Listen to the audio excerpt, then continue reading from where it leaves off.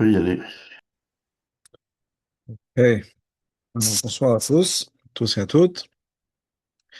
On est dans des jours très particuliers euh, cette année, et Bichlal, par rapport au mois, par rapport au jour de notre don.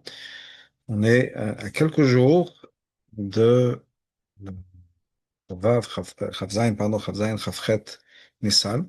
Chavchet Nissan, ou la nuit, ou le soir de Chavzaïn qui passe vers Chavchet Nissan.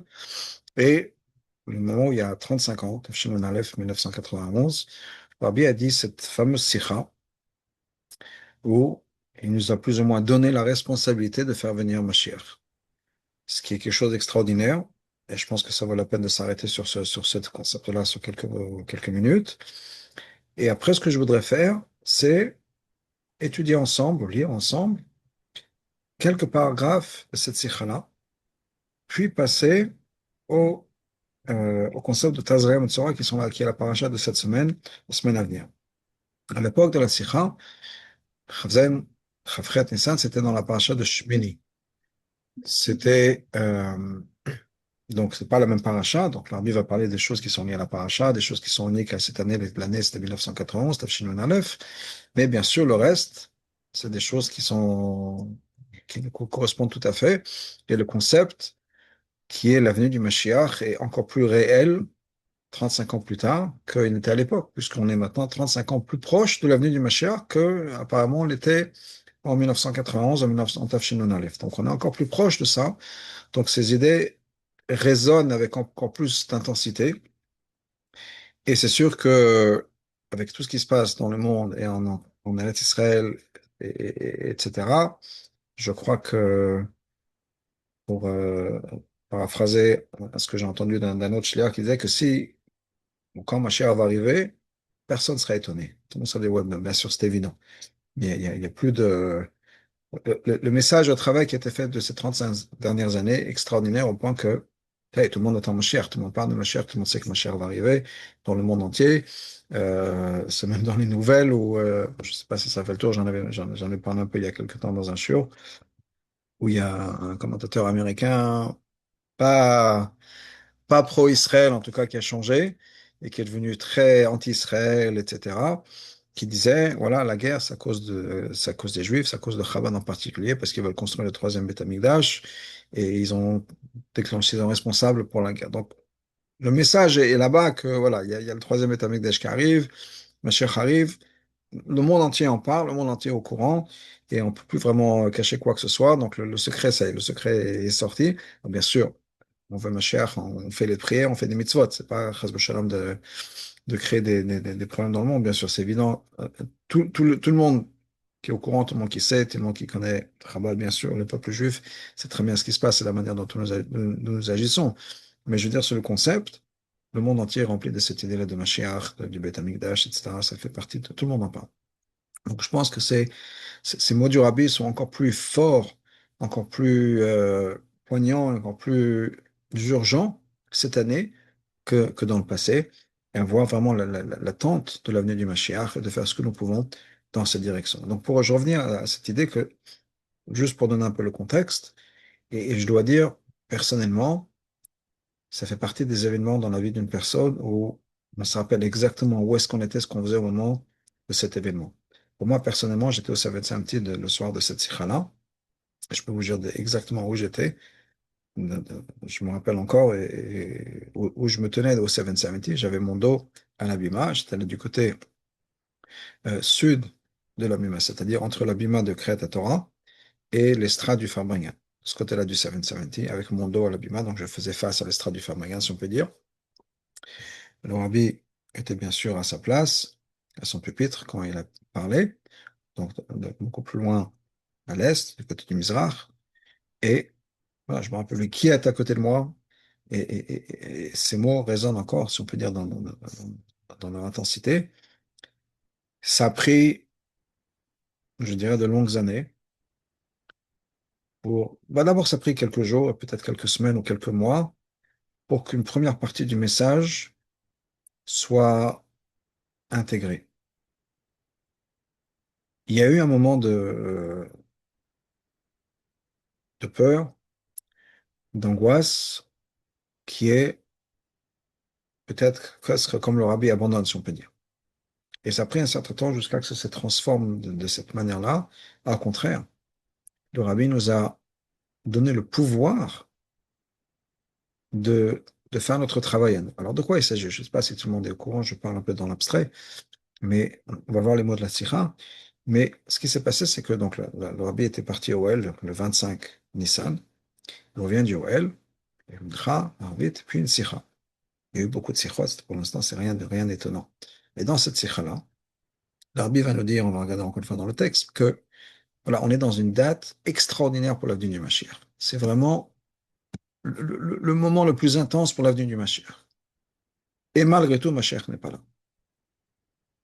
Et malgré tout, il y a des gens qui sont absolument confortables avec le fait que Mashiach ne va pas arriver ni aujourd'hui, ni demain, ni même après-demain. Pas de shalom. Oui, il y a de l'urgence. Rabbi dit aujourd'hui, demain ou après-demain. C'est déjà l'inimaginable dans la tête du Rabbi qu'on va attendre 3 jours pour l'avenue du Mashiach. Et on est dans la période la plus intense pour l'avenue du Mashiach. Le Rabbi va nous donner les dates. On est encore dans le mois de Nissan. Koach Nissan, c'est la force du mois de Nissan, etc. Et voilà, et Mashiach n'est pas encore là. Et bon, c'est incompréhensible. Et c'est encore plus incompréhensible qu'il y a des gens qui sont OK, qui sont OK avec ça. Il avait dit, moi, j'ai fait tout ce que j'avais à faire. Bon, la manière dont c'est sorti, dont c'était, je pense, intégré, c'était d'une manière presque remplie de frustration. Il y avait certainement une frustration du côté du rabbi. C'était pas juste qu'il n'y avait pas de frustration. Il y avait une frustration dans le sens où, pour le rabbi, le fait que mes chers ne soient pas encore là, c'était frustrant. Le rabbi a dit des mots qui sont dit, tout ce que j'ai fait, c'était pour rien. La preuve, c'est que ma chère n'est pas encore là. Voilà, j'ai tout fait pour que ma chère arrive et il n'y a rien n'a marché. Alors, il a dit, je ne sais pas quoi faire. Il dit, voilà, la seule chose que je vais faire, ce que je puisse faire, c'est que je vous donne maintenant, à vous, la responsabilité de faire ma chère, de faire venir ma chère. Faites tout ce que vous pouvez pour faire venir ma chère. Alors, ce sera le balagan, pas dans les mots, dans ces mots-là, ce sera oro de kelim, pardon, des tikkuns, pardon, oro de tohu, bekelim de tikkun. Ça va être effectivement, ça va être chaotique, parce que bon, on n'a pas cette vision, c'est pas exactement sur quel bouton il faut pousser. On a dit oui. Et donc, on a dit, voilà, je vous transmets ça. Faites tout ce que vous pouvez, qu'il y ait au moins 10 personnes, 3 personnes, une personne qui va se dévouer à faire venir Mashiach. Et certainement, Mashiach va venir. On est un kshoref, on est un peuple têtu. Et si on veut être têtu dans le positif, certainement on va accomplir la venue du Mashiach. Quand les gens ont entendu ça, je ne sais plus quoi faire, dans le sens où voilà, tout ce que j'ai fait, c'était pour rien. La seule chose que je peux faire maintenant, à laquelle je peux penser, Rabbi, c'est de vous transmettre à vous. C'était une peur, ça. C'est le Rabbi abandonne. Si tu préserves, il abandonne le travail, il abandonne la mission, et ouais, c'est fini, c'est perdu. Et comme des gens ont dit Rabbi au Rabbi un peu après, au dollar, le dimanche d'après, etc., en disant Rabbi, vous ne pouvez pas nous laisser tout seul, vous ne pouvez pas nous abandonner. Si vous n'avez pas pu faire venir Mashiach, comment est-ce que nous, on va faire venir Mashiach, etc. C'était la confusion, c'était la peur, c'était une angoisse, c'était comment est-ce qu'on va sortir de ça, etc. Et ça a réveillé tout le monde, ça a choqué tout le monde, mais on était dans le brouillard. Qu'est-ce que le rabbi veut? Qu'est-ce que le rabbi attend de nous? Qu'est-ce qu'on a à offrir? Qu'est-ce que ça veut dire? Que si le rabbi, encore une fois, même si le rabbi a dit, c'est pas comme ça que je vois les choses, mais quand le rabbi a dit, voilà, moi j'ai fait tout ce que j'ai pu et rien, maintenant je vous demande à vous, mais qu'est-ce que nous on va faire de mieux? Qu'est-ce qu'on a mieux à offrir? Donc c'est vraiment des jours on était dans le brouillard, complètement. En tout cas, les gens avec qui je tournais, etc. Je pense pas qu'il y ait eu beaucoup de gens qui disaient, voilà le chemin, voilà la clarté. Et je pense que s'il y avait des gens qui avaient cette clarté à ce moment-là, ou même jusqu'à aujourd'hui à 100%, le cher serait là dans les mots du rabbi. Mais, donc il y a eu cette confusion. Qu'est-ce que ça veut dire? Qu'est-ce qu'on est censé faire?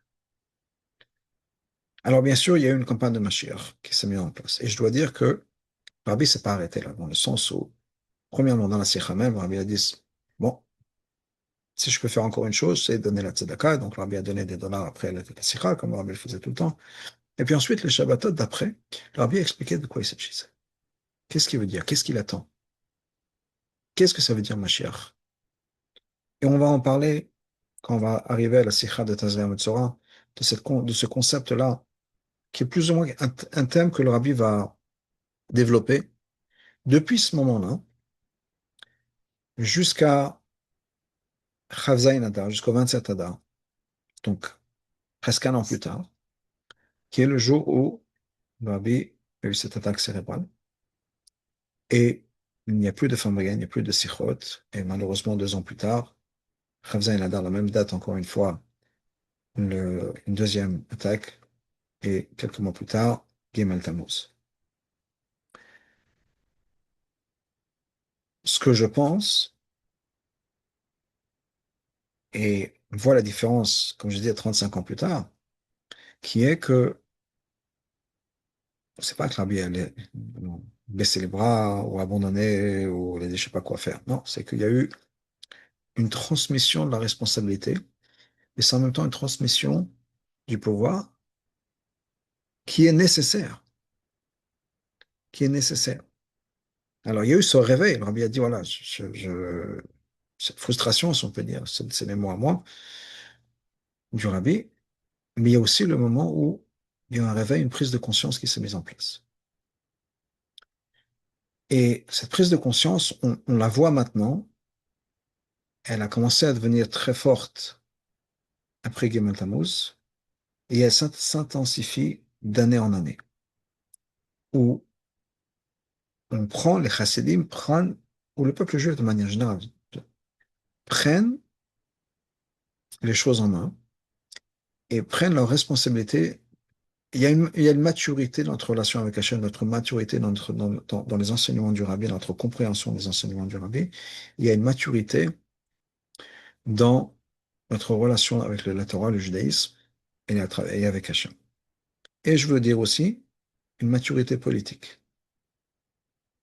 Pour moi, Pessah, ça c'est pas pour moi, mais je veux dire, cette évolution dont je vais parler, c'est quelque chose que je ressens et auquel je pense souvent. Pessah, bien sûr, on sait que c'est la naissance du peuple juif. Donc, au moment de la sortie d'Égypte, on est des nouveau-nés. Et je pense que la trajectoire de l'histoire du peuple juif, c'est une trajectoire et un développement de maturité.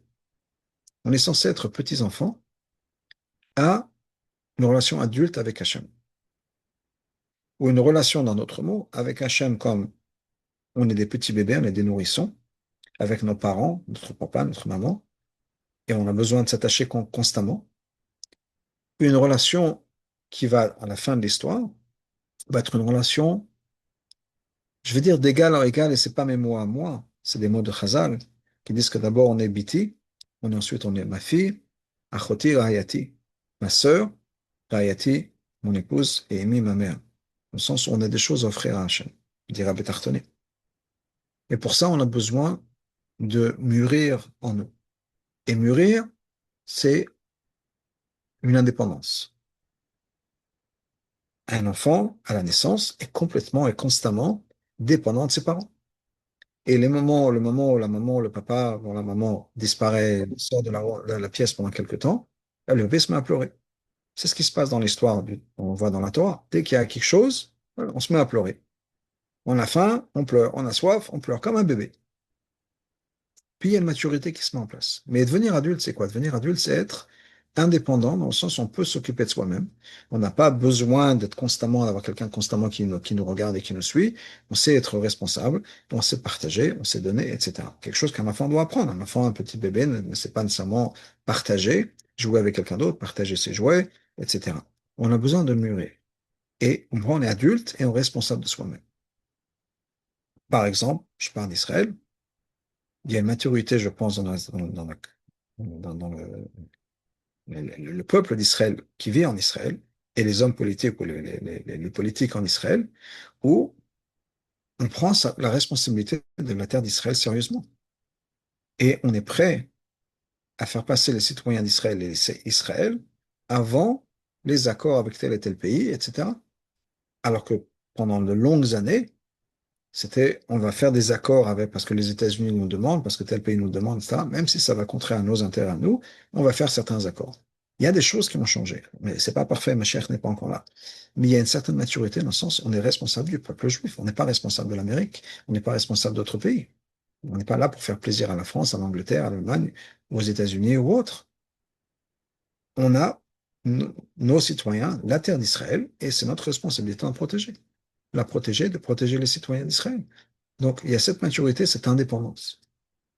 Et on arrive là à voir la différence entre ce qui est en train de se passer maintenant et ce qui s'est passé dans d'autres moments, que ce soit les accords d'Oslo, Camp David, Oslo, ou d'autres moments où on a sacrifié nos intérêts pour faire plaisir aux autres, qui était une relation complètement immature. Donc il y a cette évolution. Et cette évolution dans la compréhension des enseignements du Rabbi, où il y a de plus en plus de livres basés sur les enseignements du Rabbi, basés sur la Chassidoute, mais qui sont des adaptations. Et c'est bien une adaptation dans le sens, ce sont des gens qui ont intégré le message du Rabbi et qui le partagent maintenant à leur manière, avec leur vécu à eux, que ce soit un Baal Tshuva, que ce soit quelqu'un qui était, je sais pas, n'importe, quelles que soient les histoires. On, on- on digère les enseignements du Rabbi et on les partage avec d'autres parce qu'ils sont devenus maintenant la propriété de tellement de personnes. Et c'est positif dans le sens où c'est pas juste des choses qu'on fait comme des perroquets, on répète des mots qu'on nous a appris. C'est que ça a été absorbé, compris, intégré par beaucoup de personnes qui partagent ça avec d'autres personnes, etc. Que ce soit les miracles, que ce soit les parties OL. Là, je parle du OL. Les hommes politiques à droite, à gauche, le président des États-Unis qui va à OL, le gouverneur de tel État, le gouverneur de tel État, les gens qui vont faire telles élections dans le monde entier vont à OL, du Rabbi. Alors peut-être que pour être un peu cynique, il y en a qui vont juste pour la photo et pour montrer à tout le monde combien ils sont bien avec les Juifs. Très bien, mais il y a 10 ans, il y a 15 ans, il y a 20 ans, ils ne faisaient pas cette photo. Donc même ça évolue. Donc il y a certainement cette évolution qui se met en place. Alors, je voudrais revenir au texte. Je me dis, mais je pense que c'est important de comprendre combien le monde absorbe le message du Rabbi, combien le monde absorbe le message de la Torah, le message du judaïsme, et combien nous, en tant que peuple juif, on devient mature dans notre relation avec ces enseignements-là, mature dans notre relation avec la Torah et avec Hachem. On n'a pas besoin d'être porté constamment. On est juif de manière autonome, pas autonome par rapport aux autres, pas autonome par rapport à la Torah, mais fier, une certaine fierté, en disant, quoi qu'il arrive, on est là. Et on l'a vu encore plus depuis le 7 octobre, des gens qui ont fait des choses extraordinaires, des gens qui étaient à l'étranger, qui sont repartis en Israël pour être là, pour servir le peuple juif, etc., avec fierté. On a cette fierté du peuple juif qui est extraordinaire, qu'on vit. Et c'est des choses qui n'existaient pas il y a 35 ans. Donc le message de Mashiach est encore plus proche, encore plus absorbé, encore plus dans le monde, dans notre monde. C'est-à-dire qu'il est encore plus fort qu'avant. C'est Dirab et Tartonim. Ce que Hachem attendait, c'est que dans notre monde à nous, Hachem soit présent. On est en train de le vivre d'une certaine manière. Et c'est que le début. On vit cette réalité, on vit la présence d'Hachem dans notre monde, on vit la présence de Mashiach dans notre monde, et on vit des gens qui ont absorbé et qui absorbent le message du Rabbi, le message de la Torah, etc., qui en font leur vie. Et c'est quelque chose d'extraordinaire de voir cette évolution de semaine en semaine, de semaine en semaine, de voir comment le monde est en train de se transformer de manière positive. Alors, je vais partager, comme j'ai dit, le texte du Rabbi, on va sauter un peu à droite et à gauche, mais il y a des choses, des passages importants de cette sikha que je voudrais quand même mentionner. Alors, donc ça, c'est la sikha, donc, qui est donc jeudi soir, jeudi, l'embêté-Oel, et Shabbat, Shpara Shashmini, Chafret Nissan, après Arvit. Alors, Rabbi nous dit, Bamdenu Yom Zakai, on est dans un jour particulier, Yom Zakai. Benogea lenyan achi kere de Geoula mitzvah shlema. En ce qui concerne la chose la plus importante, qui est la Géoula, la vraie et complète Géoula. Alors, Rabbi dit en ce qui concerne l'année, etc. Et l'année, c'était Tafshinun Aleph, Shnat Arenu Niflaot, une année des miracles. On va sauter tout ça parce que on est dans une autre année. Mais on a, dans l'année même, le Rabbi nous dit, on va partir dans Gimel, dans cette année particulière du miracle, déjà une année extraordinaire. Mais ça fait il y a encore plus. Cette klalot chodesh vayom chodesh, le mois et le jour du mois. Klalot shavua vayom shavua, la semaine dans laquelle nous nous trouvons et le jour de la semaine. Alors ça a changé puisque la semaine c'était la semaine de Parashat Shmini et le jour c'était la nuit de jeudi à vendredi. Pour nous, Chafret, ce sera pas ça, ce sera la nuit avant puisque vendredi c'est déjà Rosh Chodesh, donc on sera mercredi. Donc Chodesh Nissan, c'est Chodesh Geoula. Le mois de Nissan, c'est le mois de Geoula. C'est le moment où on est sorti d'Égypte. Et la Géoula Atida, puisque Chazan nous dit, Nissan Nigalo, Nissan Tilegal. On a été libéré en Nissan, on va être libéré en Nissan. Le Chodesh Nissan, dans le mois de Nissan lui-même, on est la nuit, c'est la nuit qui va lier le 27 Nissan, le 28 Nissan. Donc pensez-y quand on arrivera à cette nuit-là. Ce soir, demain, on est le Chavav, ensuite Chavav à Chavzaïn, et la nuit d'après, Chavzaïn à Chavret. Donc on est Chavzaïn Nissan, d'abord le 27 Nissan. Otiot Zach, pur, raffiné, comme l'huile de la menorah. La Shon Behirut, ça montre quoi? Madgish Hagilouï de Nissan, la révélation, la lumière du mois de Nissan, qui est le mois de la Géoula. Ensuite, le Rabbi nous dit, on peut rajouter, le Galem Malat Mispach Chavzaïn, le chiffre 27. C'est quoi le chiffre 27? Tet Pamim Gimel, c'est 9 fois 3. Haïnou, ça veut dire quoi 9 fois 3? Shenyano, c'est le Nissan, c'est-à-dire que le concept de Nissan, qui est la Géoula. C'est une chazaka. Chazaka, c'est quand quelque chose se répète 3 fois, on peut assumer que c'est fini. Ça va être toujours comme ça. Donc on prend l'idée de Géoula. 3 fois la Géoula, c'est une chazaka. C'est-à-dire, ça y est, on est dans la Géoula. Quand quelque chose se passe 3 fois, c'est que c'est bon. Là, on est 3 fois, puisqu'on est déjà 9. 9 fois 3. 9 lui-même, c'est déjà 3 fois 3. Donc on a Shilush, Meshulash, Chazaka, Betlazim, Chazak, et Gimel Pamim, Gimel Pamim. 3 fois 3 fois 3. Donc même ça, le 9, c'est 3 fois 3 fois 3, la Géoula. Donc 27. D'ailleurs, quand on parle de l'année de manière générale, c'est que, bon, c'est l'année Tafshin Aleph, il y avait 3 jours de Yom Tov, Rosh Hashanah c'était 3 jours, jeudi, vendredi, Shabbat, Simchat Torah, Sukkot et Shmini Atzeret, etc. Ensuite, on passe donc 27, déjà un chiffre spécial qui est la Géoula à la puissance 3. Ensuite, on a Chafret Nissan, le 28. Otiot Kafret Koach, c'est les lettres de Koach. Morio Madgish Chosek Atokev Nissan, ça nous montre quoi? La force, la puissance du mois de Nissan, encore une fois, la Géoula. Ou Bimiuchad, Pashut, encore particulier, encore plus, les Tinata Koach, ça nous donne la force d'amener la Géoula. On a cette force-là que Hachem nous a donnée d'amener la Géoula. Et je parlais tout à l'heure de la force que le Rabbi nous a donnée, c'est-à-dire quand le Rabbi nous a donné la responsabilité, il nous a donné aussi le pouvoir. C'est en fait que le Rabbi, qu'est-ce que le Rabbi a fait?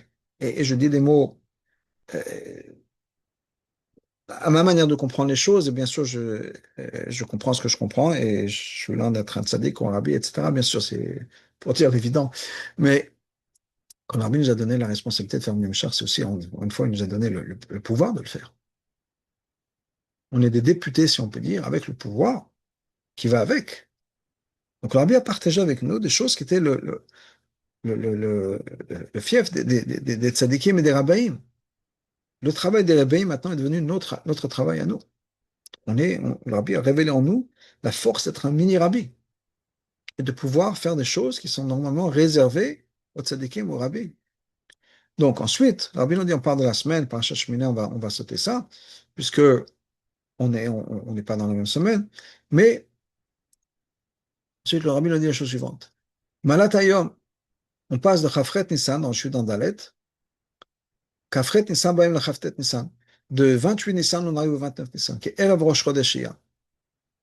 La veille de Rosh Chodesh. Pour nous, la veille de Rosh Chodesh, ça va être jeudi. Je dis Yom Kippour, on appelle ça Yom Kippour, le petit Yom Kippour. Yom Kippour, c'est Yom Chatunato. C'est le jour du mariage entre Hachem et le peuple juif, parce que c'est le jour où on a reçu les deuxièmes Luchot. Et la complétion de cette choupa qu'on a eue sur le mont Sinaï, Yom Kippour, ça va à l'époque de Mashiach, puisque à l'époque de Mashiach, il y aura le mariage. Là, pour l'instant, on est juste au Kiddushin, nos fiançailles, avec Hachem. Il y aura le mariage. On va vivre ensemble. Pour l'instant, vivant ensemble, Hachem est dans le ciel, si on peut dire, et nous, on est sur.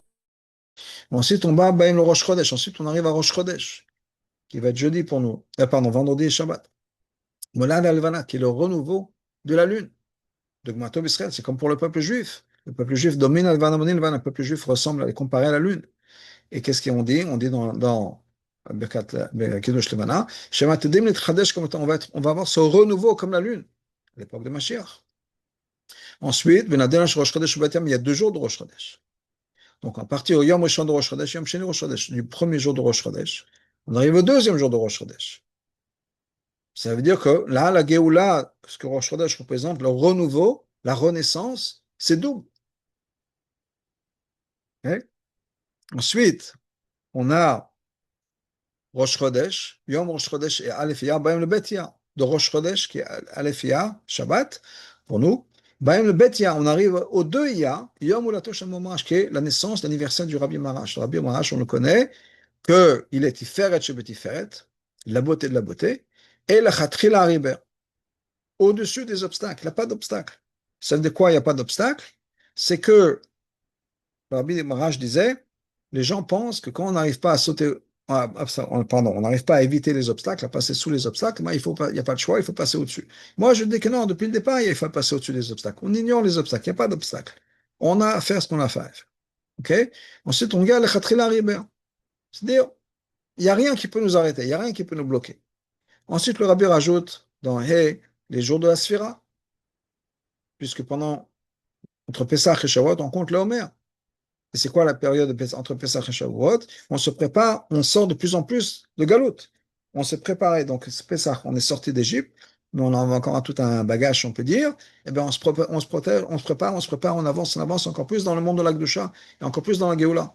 Et au point, on se prépare à recevoir la Torah. Eh bien, pour nous, le Rabbi l'a dit, il y aura à l'époque de Mashiach, Torah Chadasha Mitetze, de nouveaux enseignements de la Torah. Il n'y aura pas un nouveau matin de Torah, mais de nouveaux enseignements. Donc on se prépare, on est encore dans cette période-là de préparation.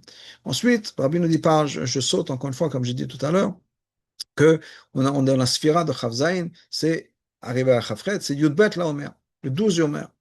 12, ça correspond aux 12 Shvatim, qui sont tout le peuple juif, et qui est le peuple juif n'a pas été réuni depuis longtemps, on va être réunis. Ensuite, on arrive à Yud Gimel Omer, qui est le compte du 13 Nissan, du 28 Nissan, 13. 13, c'est la gematria de Echad, parce qu'à l'époque de Mashiach, Hachem Echad ou Shmo Echad, Hachem ne sera que un, et son nom sera. Ensuite, on arrive à la sphère du Yudalet, c'est Yad, Yad Chazaka, la main d'Hachem qui va sortir d'Égypte, Yad Rama, Yad Agdola, ok? Tout ça, ceux qui sont liés. Ensuite, on arrive au 15 du Homer, qui est le 15, le chiffre 15, c'est la complétion.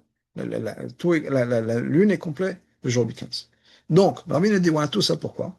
Pour dire, à Amour basé sur tout ce que je dis, on est vraiment dans la période la plus propice pour la vie de Mashiach de tous les angles. L'année, le mois, le jour, la semaine, le jour du Homer, de tous les côtés, on est dans les jours les plus de la vie de Mashiach. Et malgré tout, le Rabbi, il t'aurait je suis dans Vav, la plus importante quand même, qui est, et comment c'est possible? Malgré tout ça, on n'a pas pu encore faire venir Mashiach. D'avoir chez un homme ou quelque chose qui est absolument pas compréhensible. Incompréhensible. Et le Rabbi continue en me disant la chose suivante, qui est une autre Tmiya Nesef, quelque chose d'autre qui est étonnant.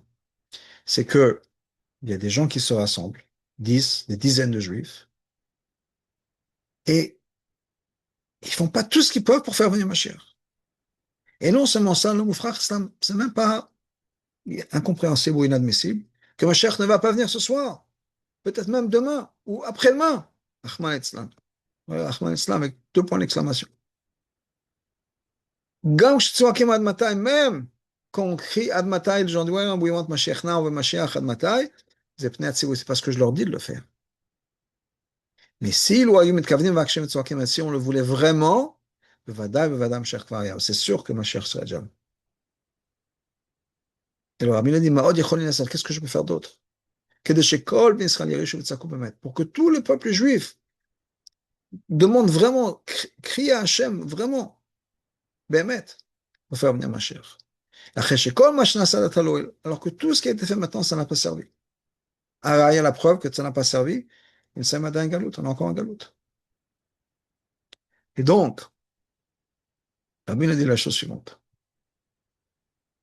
La seule chose que je peux faire, je vous transmets ça, je vous le donne. Faites tout ce que vous pouvez. Des lumières chaotiques, comme sont moins d'organiser. La vie peut pour faire venir Mashiach. Ratson, sur la volonté de Dieu, chez Sof, finalement, Israël, on va trouver 10 juifs, chez Aksho, qui est soit têtu, chez Mouchachim, il faut qu'ils accomplissent chez Hachem.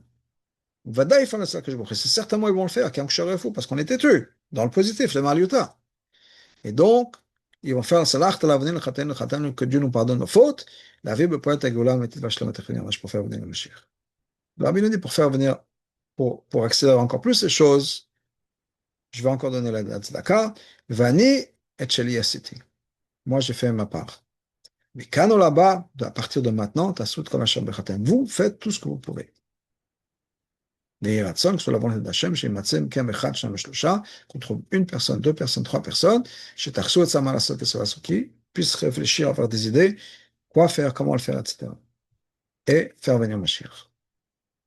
Des choses extraordinaires. Des choses extraordinaires. Comme vous voyez les mots du Rabbi. Et encore, c'était nettoyé et amélioré dans le sens par rapport à la manière dont le Rabbi a parlé.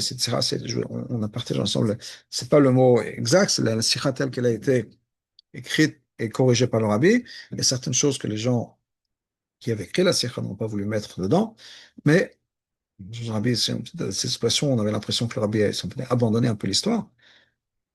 Mais vous voyez le message de la force du Rabbi. Mais je pense que le message a été absorbé d'une certaine manière, ou en tout cas une chose. Cette idée de dire Matam Yipnei Atzivui, qu'on dit qu'on veut Mashiach uniquement parce que le Rabbi nous a dit, je pense que ça a énormément changé. Et je pense que de plus en plus de personnes comprennent et intègrent ce que c'est que Mashiach, pourquoi on veut Mashiach, et veulent Mashiach. Et ça m'amène à la deuxième partie de ce que je voulais dire, qui est par rapport à Tazria Matzora, mais par rapport à ce que le Rabbi a expliqué pendant toute cet été après. Et je vous recommande d'étudier les Sichot de l'année 1991-92, toute cette période-là, à partir de Chafret Nissan, du 28 Nissan, les Shabbats, les autres Sichot, le Rabbi a vraiment expliqué la manière de le faire. Parce que le Rabbi nous a tout expliqué. Le Rabbi nous a éduqués. Il n'a pas imposé, il nous a vraiment éduqués à, à comment penser, comment réfléchir, comment... il nous a tout expliqué. Donc, il n'y a pas de choses où on a besoin nécessairement Kabbalatol ou accepter, c'est comme ça, et voilà. Non. Il y a vraiment, on a reçu du Rabbi à travers les années une éducation. Le Rabbi a formé, je pense que formation c'est peut-être mieux, a formé notre manière de penser, a formé les cadres du peuple juif, a formé le peuple juif à réfléchir dans une certaine direction. Et à réfléchir comme on est censé réfléchir. Et cette idée de Mashiach, c'est devenu quelque chose qui maintenant appartient au clan d'Israël. Mashiach, c'est bien sûr, ça fait partie toujours du G. Ce que je veux dire, cette intensité et cette manière de ce qu'on attend, ce qu'on regarde, etc., ce qu'on veut, etc. Mais il y a une chose qui a été, je veux dire, une thématique importante dans ma manière, de ce que moi je vois, ce que moi je comprends, mais je ne pense pas être le seul, parce que j'ai vu d'autres personnes qui disent la même chose, de ce que la manière dont le Rabbi comprend le monde de Mashiach et l'avenir du Mashiach. Et c'est basé sur ce fameux midrash, ce fameux concept de dira betartanim. C'est-à-dire que ce que Dieu attend, c'est pas que le monde disparaisse, c'est pas c'est même pas de s'imposer, c'est que le monde intègre le message de la Torah et d'Hachem. Que le monde se transforme, où nous puissions, de par nous-mêmes, j'ai mentionné l'idée tout à l'heure d'être adulte, de par nous-mêmes, voir Hachem dans le monde qui nous entoure. Et on y arrive quand on voit ce qui est en train de se passer maintenant, que ce soit, voilà, je veux dire, la guerre d'Iran, etc. Les messages qui sont dans tous les groupes WhatsApp. Mashiach, les gens religieux, pas religieux, en Israël, à l'extérieur d'Israël, etc., qui regardent. J'étais des quelques années à Yavne, je suis encore, je fais partie d'un groupe WhatsApp de mes anciennes classes, si on peut dire, il y a des années de ça. Et c'est sur le message, bon, il y a de tout et n'importe quoi dans ce groupe, dans le sens où tout et n'importe quoi. Ce que je veux dire, c'est déjà, il y a des gens, voilà, qui me ressemblent, il y a des gens qui sont complètement à l'opposé, de gauche, pas religieux, etc. Dans notre classe, il y a un peu tout le monde. Mais on a toute cette idée-là dans le sens où ce message du peuple juif, ce message de relation avec Hachem, ce message de Mashiach, c'est quelque chose qui maintenant fait partie de tout le monde. Et cette idée de Raptornim, c'est que nous absorbons ce message. S'il y a des gens qui suivent mes choses, vous avez peut-être entendu cette idée-là de moi plusieurs fois, mais Je vais vous donner un exemple de cette idée d'intégrer le virtuel, d'intégrer le spirituel ou l'irréel, le immatériel dans notre vie. Je peux donner des exemples parce que c'est quelque chose qui me fascine, mais je donne des exemples, je peux en parler pendant 1 heure. Mais je vais donner un exemple, qui est l'exemple de l'argent. Pendant de longues années, à travers l'histoire du monde, l'argent, c'était quelque chose de physique, de lourd et de volumineux. Oui, on voulait se déplacer. Voilà, si je voulais faire un voyage de Paris chez le Rabbi et que je vais y passer un mois, le mois de Tishri, par exemple, là, je vais avoir, je ne sais pas, 1000 euros ou 2000 euros de dépenses, plus que ça. Il y a le loyer, la nourriture, les enfants, les sorties, machin. Bon, disons, je ne sais pas, 5000 euros. OK? Bah, il faut que je me déplace avec une cassette en bois ou autre chose, en métal, avec 5000 euros en pièces d'or ou en lingots d'or ou argent ou autre chose pour pouvoir avoir cet argent disponible quand j'arrive. OK? Au fur et à mesure de l'histoire, c'était remplacé par du papier, des chèques ou des billets, d'abord des billets, des chèques, reconnaissance de dette, chèques, puis des cartes de crédit, puis maintenant le téléphone. Et maintenant, on n'a même plus besoin de son téléphone. Je sais qu'il y a des endroits, nous on a un magasin à côté de chez nous, où je pose la palme ma palme est enregistrée, je pose la palme de ma main, et je peux payer comme ça. Voilà. Derrière, il y a mon compte qui est enregistré, ma carte de crédit, et j'ai même plus besoin d'avoir quoi que ce soit avec moi. Ok. Dans d'autres endroits, on peut payer en regardant avec les yeux, la pupille des yeux, etc. Ok. C'est, c'est pas que l'argent a disparu. L'argent est tout aussi important, et c'est qu'on a besoin d'argent, etc., etc. L'argent est clairement toujours très présent dans notre vie, mais la matérialité de l'argent a disparu. L'argent est dématérialisé. C'est un concept spirituel, c'est dans les nuages, si on peut dire. Ok. J'ai besoin d'un rien sur moi. Et non seulement ça, mais c'est infini et c'est universel. C'est-à-dire que, on n'y est peut-être pas encore, mais avec mon téléphone, avec une carte de crédit, je peux payer n'importe où dans le monde, plus ou moins. J'ai pas besoin d'avoir l'argent comme pendant longtemps, soit des travers chèques. Je me rappelle encore voyager chez Rabbi, on avait besoin on prenait des travers chèques, ou on changeait de l'argent, de l'euro en dollars, etc. Maintenant, si on veut, on peut partir n'importe où dans le monde avec une carte de crédit et on peut payer n'importe où. Là, je paye en dollars, là, je paye en pesos, là, je paye en dirhams, là, je paye en shekels, là, je paye en euros. Mais la même carte, j'ai pas besoin d'avoir des devises différentes. Si nécessaire, si j'ai besoin d'avoir du liquide, je peux aller dans une banque quelque part où je suis, au Mexique, en Amérique, en Australie. Je prends l'argent de la banque avec ma carte et j'ai l'espèce de monnaie locale. J'ai pas besoin de me déplacer avec quoi que ce soit. Donc, il y a une universalité de cet argent. Il y a, c'est complètement dématérialisé. L'argent qui rentre, l'argent qui ressort. On est dans un monde réel, pardon, dans un monde virtuel. Et c'est notre réalité, quoi. On sait très bien qu'on n'a pas besoin de voir quelque chose pour que ce soit là. C'est notre réalité. Et au contraire, ce qu'on voit, c'est limité. Donc, on a intégré ce message. Donc, le message que dans le monde dans lequel on est, ce qui est important, c'est pas nécessairement ce qu'on voit, mais c'est ce qui se passe derrière. C'est tellement important et on le connaît tous et on le fait tout. Et c'est notre vie de tous les jours. Notre monde est basé maintenant sur ça. Notre monde maintenant est dans les nuages, dans le sens où tout est virtuel, etc. C'est une réalité. Je parlais de téléphone, de changer de téléphone est de plus en plus facile. Avant, il fallait avoir un câble pour transmettre tous mes contacts et tous mes messages. Maintenant, on les met l'un à côté de l'autre, ou bien avec autre chose. Si vous avez iCloud, c'est dans le nuage, c'est téléchargé, du nuage, ça va dans votre téléphone. C'est facile. Donc, ça, c'est un exemple. Mais encore une fois, je pourrais en parler pendant longtemps. Mais l'idée est quoi?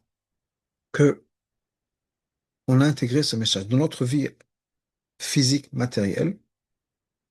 L'immatériel fait 100% partie de notre vie. On a intégré ce message-là. Et ce que le Rabbi a dit plus ou moins pendant toute cette période-là, c'est que la différence entre Géoula et Gola, Géoula étant la libération, Gola étant l'exil, c'est une lettre, Aleph. On prend le mot Gola, on intègre le Aleph, Géoula, Gemel Aleph, et on a la Géoula. On n'a pas besoin de changer de monde. On n'a pas besoin de changer de réalité. On a besoin de vous comprendre. Il y a une chose qu'on a besoin de changer. introduire le un. Hein, c'est quoi ça? Hashem Echad, Alufo Shel Olam. Aleph, c'est Alufo Shel Olam, le maître du monde. Quand on introduit le maître du monde dans notre réalité, on est dans l'avenue du Mashiach. Quand on introduit le un, Hashem, dans notre réalité, on est dans le monde de la Géoula. La réalité, elle est telle qu'elle. Il faut juste la voir de manière différente. Trouver Hachem dans ce que notre réalité. Et je pense qu'on le fait. Quand on voit ce qui est en train de se passer, la réaction des gens par rapport à Israël, c'est quoi? Ouais, la main d'Hachem, les miracles, les miracles, les miracles. De tout le monde, de tous les côtés. Le miracle, on entend le miracle.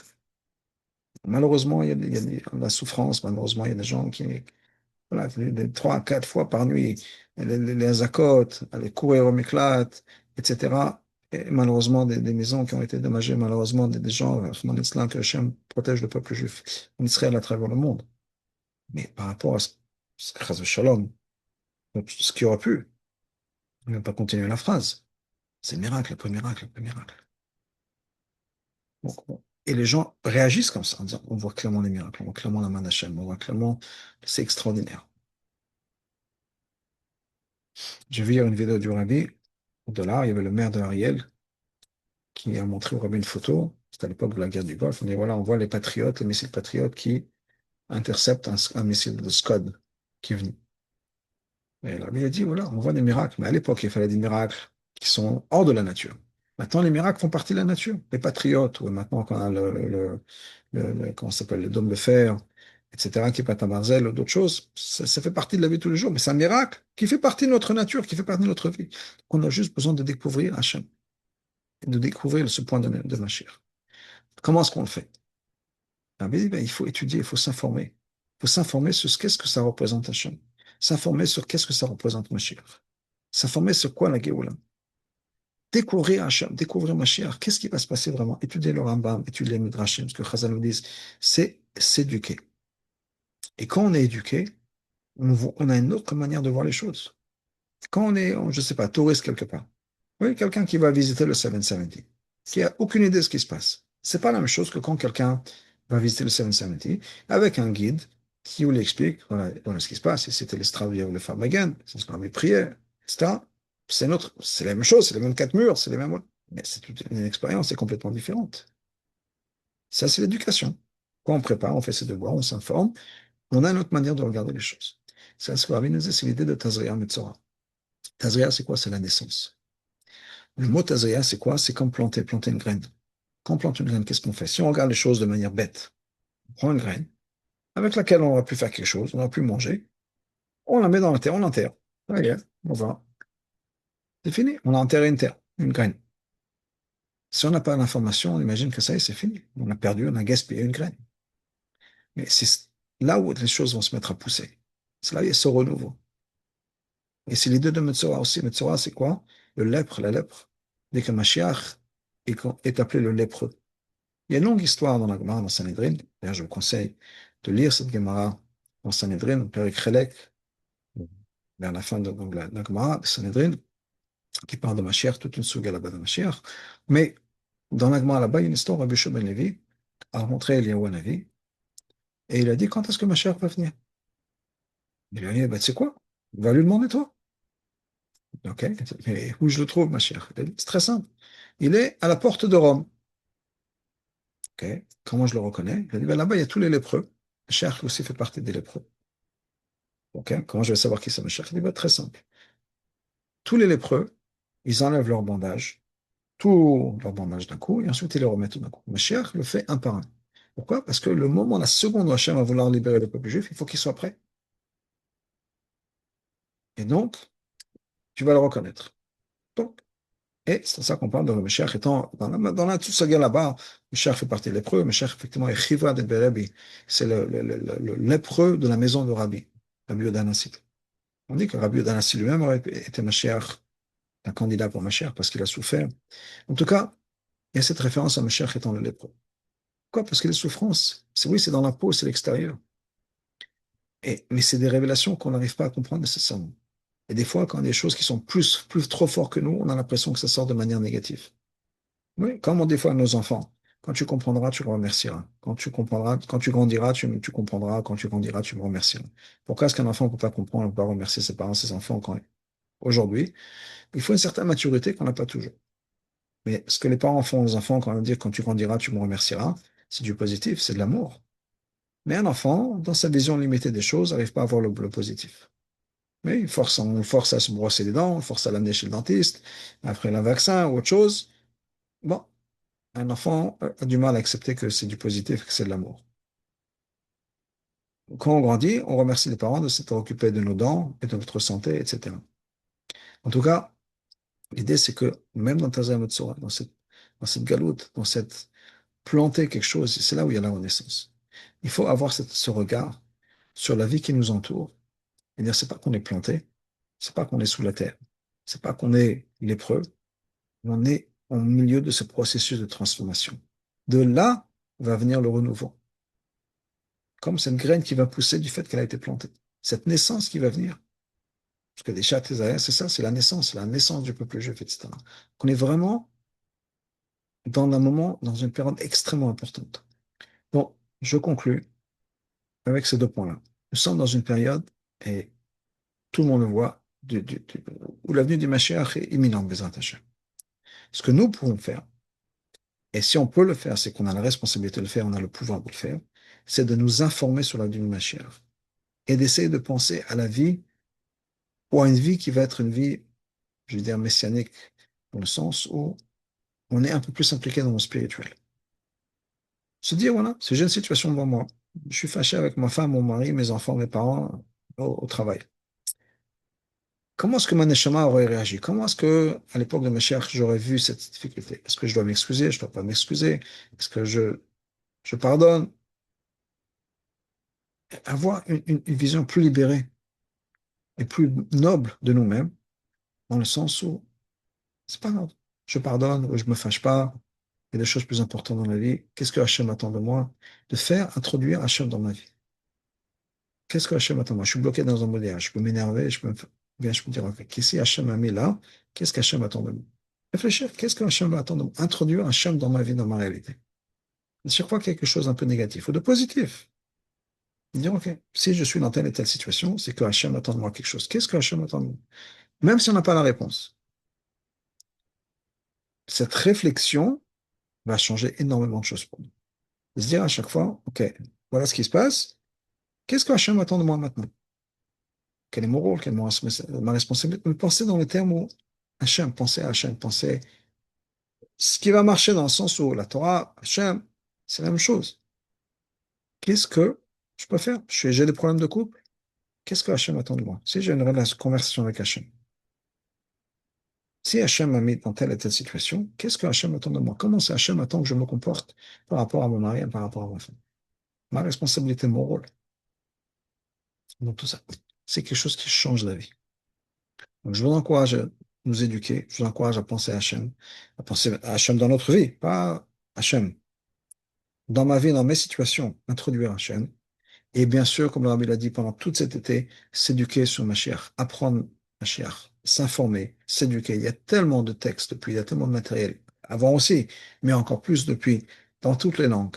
C'est extrêmement important et c'est la manière de le faire, comme on va dire dans le Pirkei ce Shabbat à venir.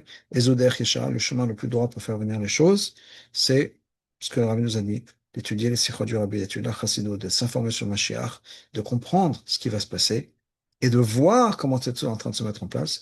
Que Bezrat Hashem, on n'ait plus besoin juste d'en parler en théorie, mais qu'on puisse vraiment faire cette expérience de la venue du Mashiach ce soir, parce que on a dit, voilà, c'est important, c'est critique de ne pas juste attendre ce soir, demain, demain après-midi.